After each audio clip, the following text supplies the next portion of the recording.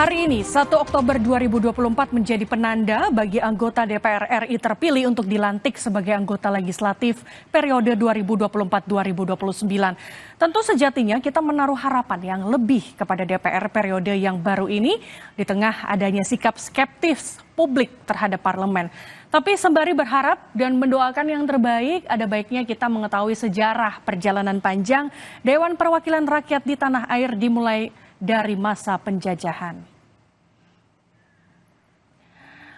Saudara, sebelum Indonesia merdeka, atau lebih tepatnya di masa penjajahan, fungsi legislatif sudah berjalan. Mulai dari era pendudukan Belanda, pendudukan Jepang, hingga penetapan Undang-Undang Dasar sebagai pedoman untuk mengawal jalannya pemerintahan. Mari kita lihat. Yang ada di layar kaca saat ini, saudara, ini pada masa penjajahan Belanda, fungsi kekuasaan legislatif dijalankan oleh sebuah dewan rakyat yang disebut Volksraad. Pelantikan anggota Volksraad terjadi pada tanggal 18 Mei 1918. Seiring berjalannya waktu, pada tahun 1935 beberapa tokoh nasionalis menggunakan Volksraad sebagai jalan untuk mencapai cita-cita Indonesia merdeka melalui jalan parlemen. Namun akhirnya gerakan ini ditolak pemerintah Hindia Belanda dan melarang berbagai kegiatan politik. Pergantian penjajahan dari Belanda kepada Jepang berimplikasi kepada keberadaan Volksraad yang tidak diakui lagi baik secara kelembagaan maupun fungsinya. Selanjutnya, di era kependudukan Jepang, kebijakan pemerintahan Jepang kemudian membentuk Suosangin pada tanggal 5 September 1943. Tugasnya sebagai sebuah badan perwakilan yang fungsinya mirip seperti parlemen atau dewan perwakilan yang mengawasi kerja pemerintah. Pimpinan pertama Suosangin adalah Insinyur Soekarno. Suosangin juga berwenang menyarankan tindakan yang perlu dilakukan oleh pemerintah militer serta mengajukan usul kepada pemerintah dan menjawab pertanyaan pemerintah mengenai hal-hal yang berkaitan dengan politik. Setelah Indonesia memproklamasikan kemerdekaan pada 17 Agustus 1945, gagasan pembentukan sebuah parlemen muncul kembali. Pada tanggal 29 Agustus 1945, pemerintah Republik Indonesia membentuk Komite Nasional Indonesia Pusat atau KNIP yang beranggotakan 137 orang. KNIP merupakan cikal bakal Badan Legislatif atau DPR. Saudara, hari ini caleg terpilih dari pemilu legislatif Februari lalu hari ini akan dilantik dan mulai menjalankan tugasnya sebagai wakil rakyat. Namun ada sejarah cukup panjang kenapa DPR Republik Indonesia dibentuk. Secara garis besar DPR RI dibagi menjadi 3 periode, yaitu Volksraad, masa perjuangan kemerdekaan, dan dibentuknya Komite Nasional Indonesia Pusat. Kita bahas langsung di masa Komite Nasional Indonesia Pusat atau KNIP. KNIP mempunyai masa aktif selama 5 tahun, yaitu mulai Agustus 1945 hingga 15 Februari 1950, dengan beranggotakan 137 orang dari berbagai perwakilan. KNIP bermula setelah Dwi Tunggal Soekarno-Hatta memproklamirkan kemerdekaan Indonesia, dan sehari setelahnya PPKI atau Panitia Persiapan Kemerdekaan Indonesia menetapkan Undang-Undang Dasar 1945.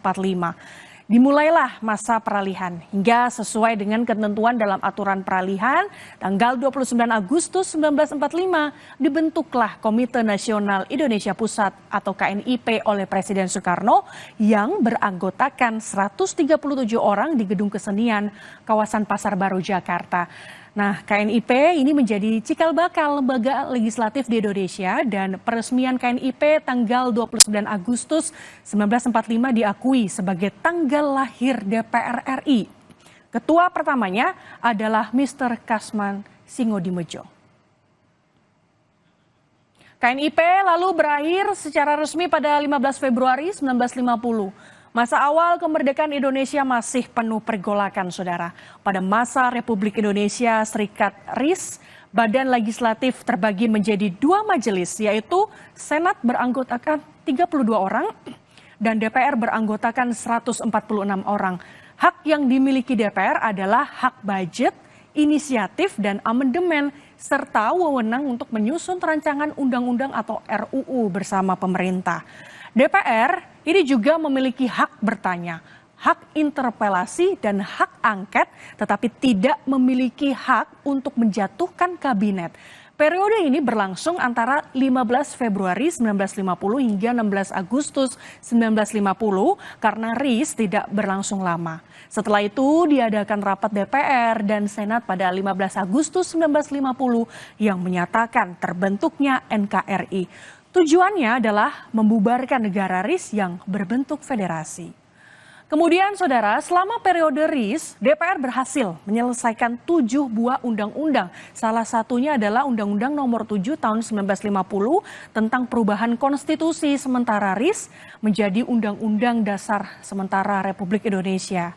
Setelah berlakunya Undang-Undang Dasar baru pada 17 Agustus 1950, DPR pun berubah menjadi DPR Sementara atau DPRS. Pada 1955, diadakan pemilihan umum pertama dengan total 260 kursi DPRS diperebutkan. Para anggota DPRS pada pemilu tahun 1955 memiliki tugas dan wewenang yang sama dengan masa DPR sebelumnya. Pada 1955, diadakan pemilihan umum pertama dengan total 260 kursi DPRS diperebutkan. Nantinya total anggota DPRS adalah 272 orang, terdiri dari anggota legislatif terpilih dan utusan golongan. Namun DPR mengalami kegagalan dalam menetapkan undang-undang baru sebagai pengganti UUDS 1950. Akibatnya, Presiden Soekarno mengeluarkan dekret Presiden 5 Juli 1959 yang isinya untuk kembali kepada Undang-Undang Dasar 1945. Kemudian pasca dekret Presiden Soekarno, dibentuklah Dewan Perwakilan Rakyat Gotong Royong pada 24 Juni 1960.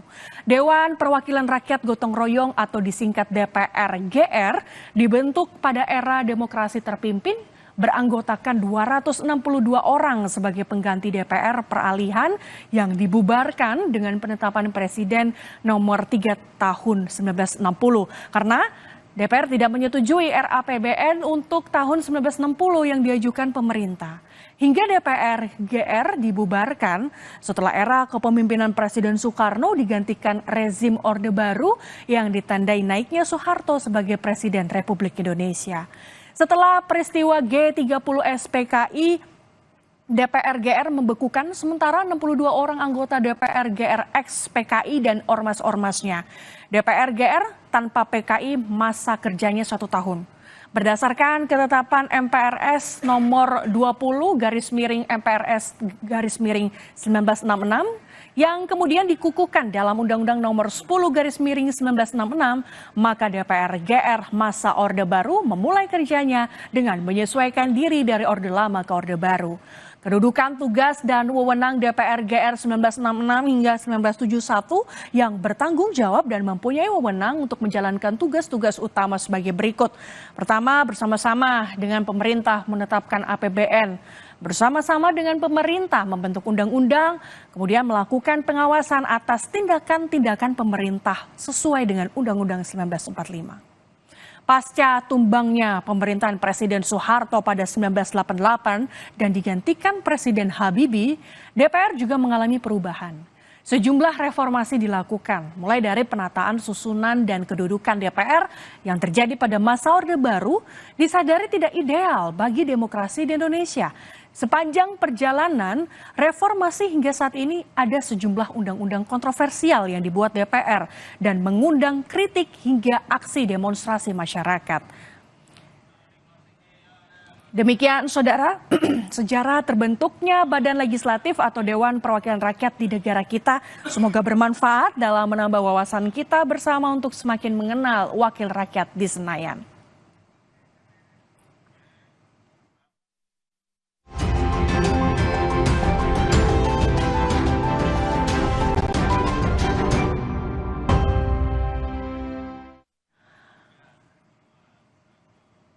Saudara, saatnya kita simak pantauan arus lalu lintas di sekitar kawasan gedung DPR MPR Jakarta bersama petugas NTMC Polri, ada Brigadir Rizka di sana. Selamat pagi Brigadir Rizka, silakan dengan laporan Anda. Selamat pagi Gracia dan selamat pagi juga saudara. Pagi ini saya sudah berada di kawasan DPR MPR yang mana bisa kita saksikan bersama di belakang saya kondisi arus lalu lintas masih terpantau ramai dan lancar.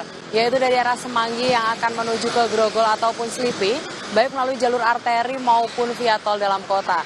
Dan situasi yang sama juga terjadi dari arah sebaliknya, yaitu dari arah Grogol maupun Slipi yang akan menuju ke arah Semanggi. Memang sudah nampak adanya peningkatan jumlah kendaraan yang cukup signifikan, mengingat juga bertepatan dengan jam berangkat perkantoran. Dan bagi Anda yang akan melintas di kawasan DPR MPR, harap antisipasi adanya pengalian arus kendaraan apabila terjadi kepadatan di kawasan ini. Berikut rekayasa lalu lintas, yang pertama yaitu arus lalu lintas dari arah traffic light Lapangan Tembak menuju ke Jalan Gatot Subroto diputar balik di kolong sekat 2 atau dialihkan ke Tanjakan Layang Ladogi arah Semanggi. Selanjutnya arus lalu lintas dari tol dalam kota yang akan keluar di off-ramp Pulau 2 diluruskan ke arah tol Tomang. Selanjutnya arus lalu lintas dari Jalan Palmerah Timur menuju ke Jalan Gelora atau pintu belakang gedung DPR MPR RI diluruskan ke Jalan Tentara Pelajar ataupun Jalan Permata Hijau. Selanjutnya arus lalu lintas dari Jalan Gerbang Pemuda menuju ke Jalan Gelora atau pintu belakang gedung DPR MPR RI dibelokkan ke kiri menuju ke Jalan Asia Afrika. Dan arus lalu lintas dari Jalan Asia Afrika yang akan mengarah ke traffic light Lapangan Tembak dibelokkan ke kanan ke Jalan Pintu 1 Senayan atau diputar balikan di traffic light Asia Afrika. Untuk arus lalu lintas dari arah Semanggi yang akan menuju ke Slipi dialihkan ke kiri di sekat 2 atau Ladogi ke Jalan Gerbang Pemuda. Dan yang terakhir arus lalu lintas dari arah Slipi yang akan menuju ke Jalan Gerbang Pemuda diluruskan ke arah Semanggi. Dan untuk rekayasa lalu lintas sendiri saat ini bersifat situasional melihat perkembangan arus lalu lintas di lapangan.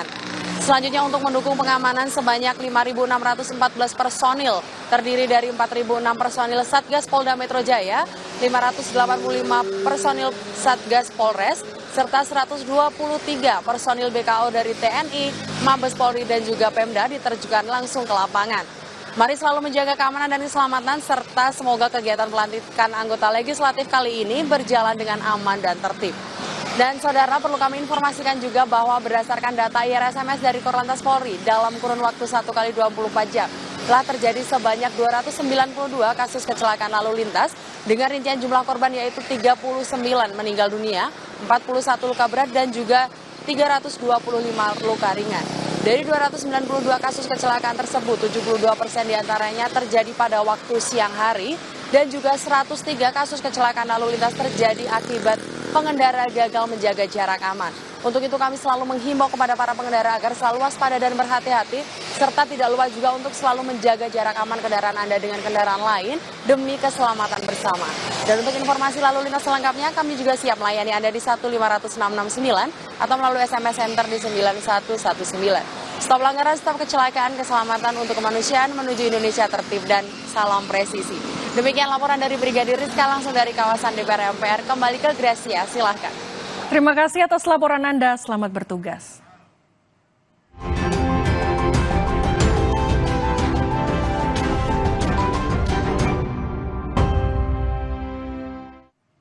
Masih banyak informasi lainnya, saudara. Salah satunya adalah melihat langsung bagaimana pelantikan ataupun persiapan pelantikan DPR. Usai jeda, saudara.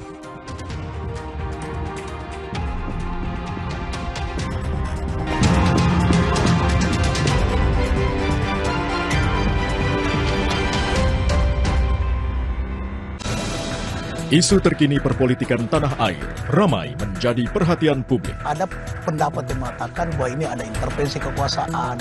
Nah inilah yang kita khawatirkan, narasi-narasi menyesatkan seperti ini. Diulas oleh dua pandangan berbeda. Pada elit ini apakah sama dengan pernyataan Sahroni yang bilang tergantung dewa-dewa? Memang ada banyak tanggapan. Dianggap bahwa ini politiki. Dua arah. Setiap Jumat pukul 8:30 malam di Kompas TV.